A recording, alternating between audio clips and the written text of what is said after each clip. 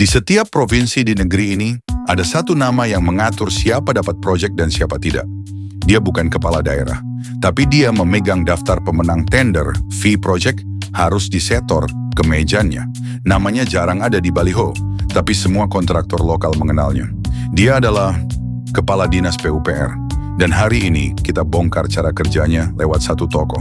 Topan Obaja Ginting, tersangka korupsi miliaran rupiah. Sang kasir proyek Sumatera Utara. Topan Obaja Ginting bukan insinyur, bukan teknokrat. Ia alumni STPDN, sekolah yang mencetak birokrat loyal, siap ditempatkan di mana saja. Karirnya dimulai sebagai Kasubag Protokol Pemko Medan. Tugasnya, atur jadwal, kawal wali kota, jaga citra kekuasaan tetap rapi. Disitulah kedekatannya dengan Bobi Nasution tumbuh, bukan soal prestasi, tapi soal kepercayaan. Lalu dipindah ke Dinas Kominfo, tugasnya untuk mengamankan branding sang cagup dan modal baliho untuk kampanye. Naik jadi camat Medan Tuntungan tahun 2019.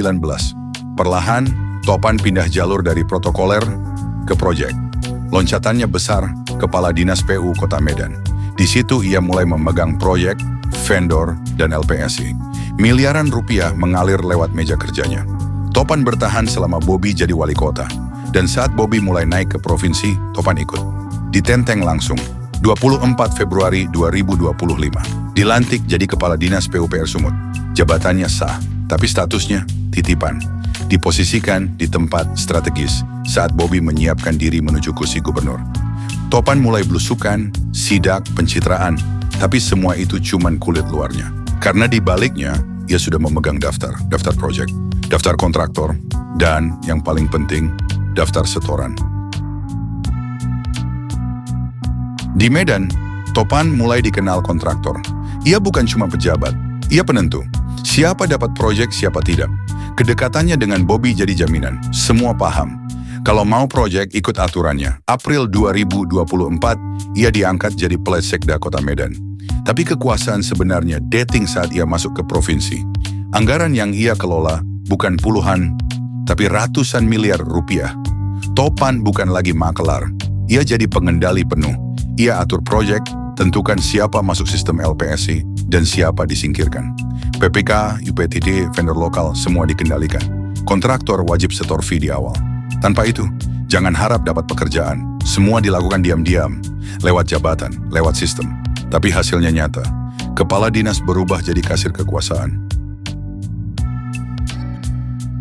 Proyek infrastruktur adalah tambang basah. Dan tambang itu punya tarif.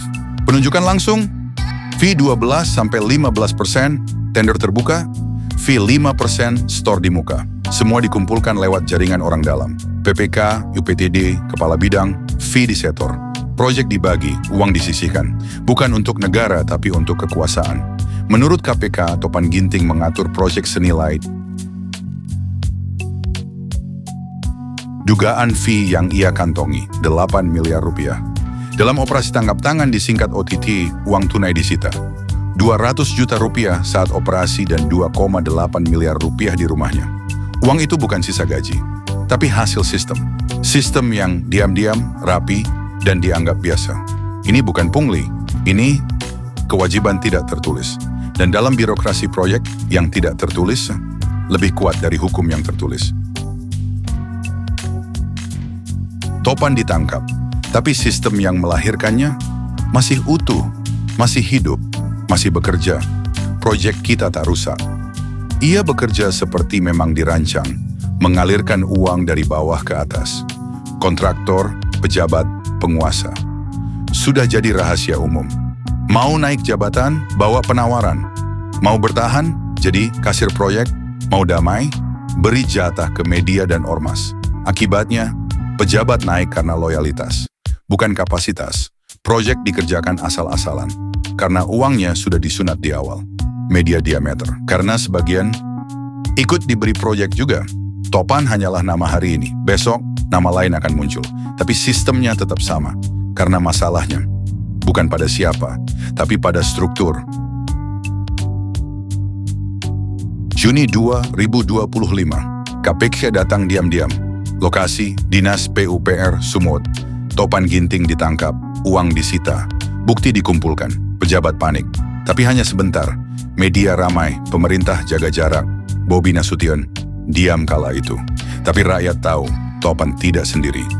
Ia bagian dari sistem, mengumpulkan uang proyek, menyalurkannya ke atas, menjaga loyalitas kepada elit.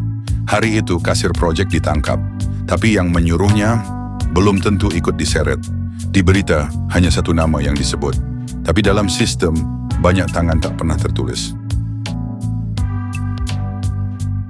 Topan Obaja Ginting hanyalah satu episode. Bukan yang pertama, bukan yang terakhir. Karena di negeri ini, cara menjadi mafia infrastruktur sudah jadi bagian dari kurikulum kekuasaan.